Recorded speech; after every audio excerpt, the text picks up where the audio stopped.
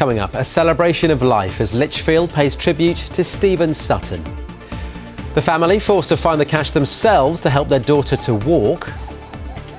And the Midlands company hoping to transfer record success on four wheels to two. ITV News Central coming up at 6 o'clock. Coming up, a celebration of life as Lichfield pays tribute to Stephen Sutton as his fundraising total tops 4 million. All the national headlines are on the way in 30 minutes here on ITV, but now it's the news where you are.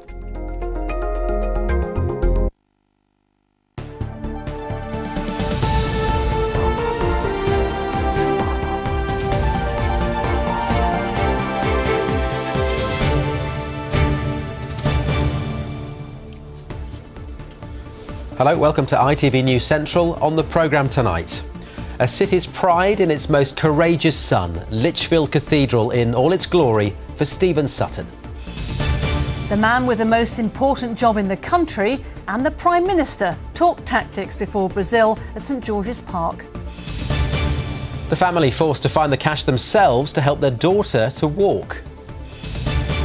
Why Jaguar's move from four wheels to two could be the key to Britain's cycling success. It's aerodynamic, it's stiff, it's light, and it's maintained its handling capacity. It's just a dream scenario.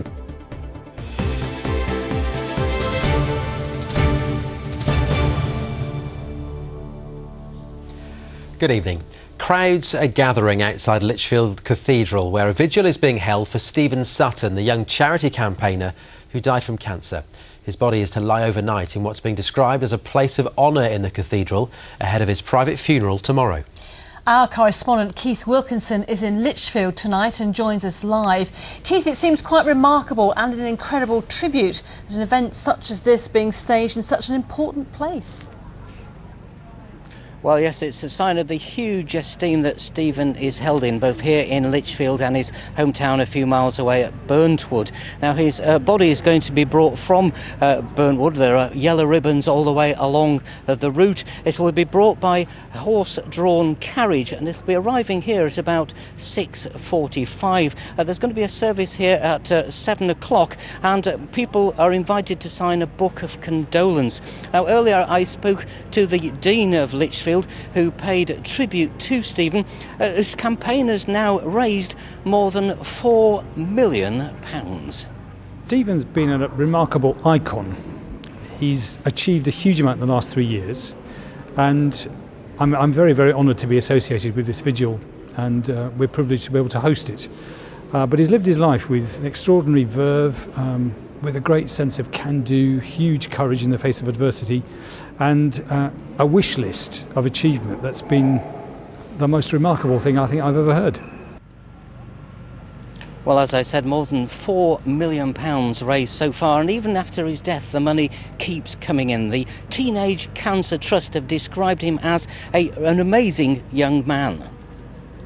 The legacy that Stephen leaves behind is going to allow us to support more young people and to build more Teenage Cancer Trust units. We currently have 28 units across the UK in NHS hospitals, and those units are where young people like Stephen are treated with other young people in an environment that's specifically tailored to them. Young people are involved in the design, the colour scheme and the layout of the spaces, so they're as non-clinical as possible, and there's the expertise in clinical care. And Stephen's legacy will also allow us to fund more nurses and more youth support workers who are so vital, because they get young people out of bed and they get young people engaged with each other and motivated, and helping them forget they have cancer and that they're teenagers and they're with other young people that are supporting one another, and that's so important.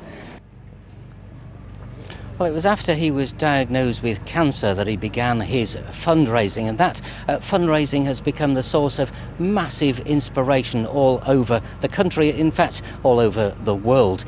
Lee Comley, our reporter, has been looking back at his life. I don't see the point in measuring life in terms of time anymore. I would rather measure it in terms of what I actually achieve, you know? I'd rather measure it in terms of making a difference. And by that measure, Stephen Sutton, the 19-year-old from Staffordshire, achieved so much more in such a short time than most do throughout their whole lives. Diagnosed with colon cancer when he was just 15, Stephen went through aggressive chemotherapy. 2 years after being diagnosed, he was told it had spread and it was incurable. While Stephen's future had been taken away, his drive to help others never stopped. He used the time he had left to raise money, to campaign for the Teenage Cancer Trust, and to tick off items from his bucket list. I had cancer, but cancer didn't have to have me. It was how I reacted to my cancer that defined who I am. Always beside him have been his friends and family, helping Stephen to achieve his dreams.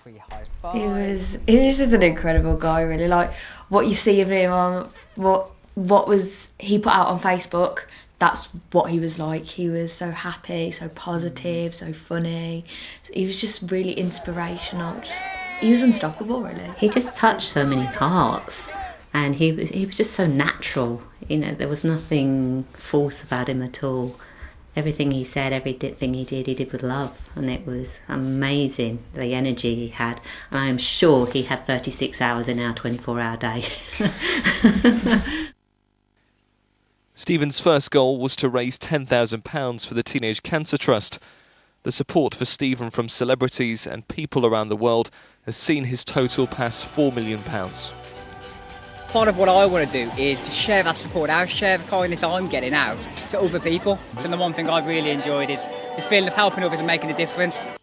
As people gather to pay their respects and his hometown of Burntwood turns yellow in his memory, Stephen's family want us all to give a big thumbs up, to not mourn or grieve, but to celebrate how his caring and giving nature has inspired others and how he truly lived every moment he had.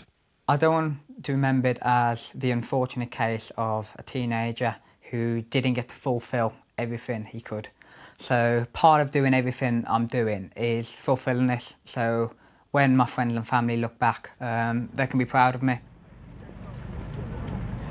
Well, as Lee was saying there, instead of a traditional minute silence, Stephen's mother is calling for a moment of celebration at 11 o'clock tomorrow. She wants people to give a thumbs up for Stephen. Well, with me now is Neil Harvey-Smith from Lichfield Cathedral. Obviously, this is a sad time, but they want to bring fun into the funeral. That's right. Of course there's grief, but at the same time Stephen wanted this event to be joyful and to reflect the joy with which he lived his life and the inspiration that he brought to so many people. And I think it's right that we do it in the way that he would have wanted.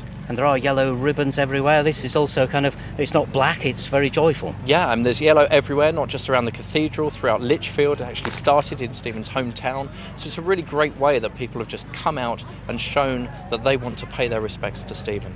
And is there a lot of fun at this service here later on, do you think? Yeah, well, I think if you look at what's planned for tomorrow at 11 o'clock, you've got the thumbs up for Stephen, and that's the image that many of us will remember him for.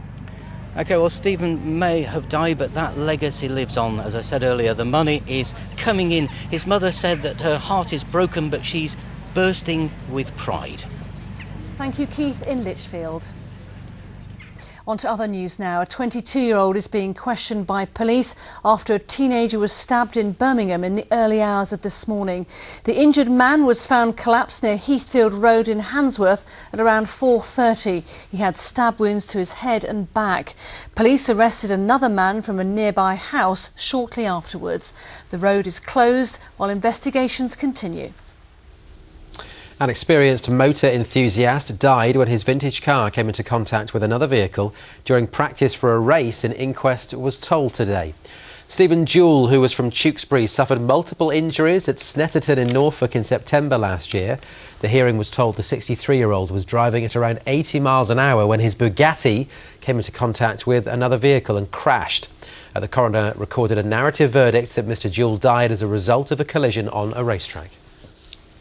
The Prime Minister has been in the region today. The trip included a visit to a brewery in Burton, which announced plans to spend millions of pounds modernising the site. David Cameron also visited Derbyshire to see how a government scheme is helping first-time buyers who are struggling to buy a property. Rajiv Popat reports. More than £70 million has already been spent revamping the Molson Coors brewery in Burton. Today, as the Prime Minister visited the site, the company announced plans to invest a further £28 million modernising technology here.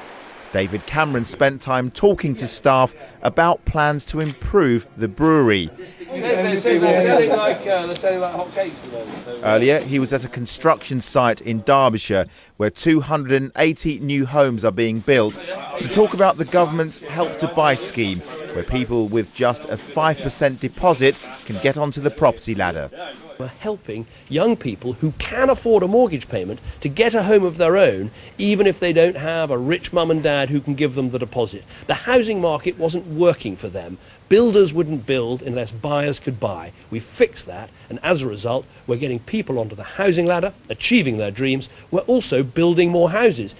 Figures released today covering the first year of the scheme show nearly 28,000 homes have been bought using Help to Buy.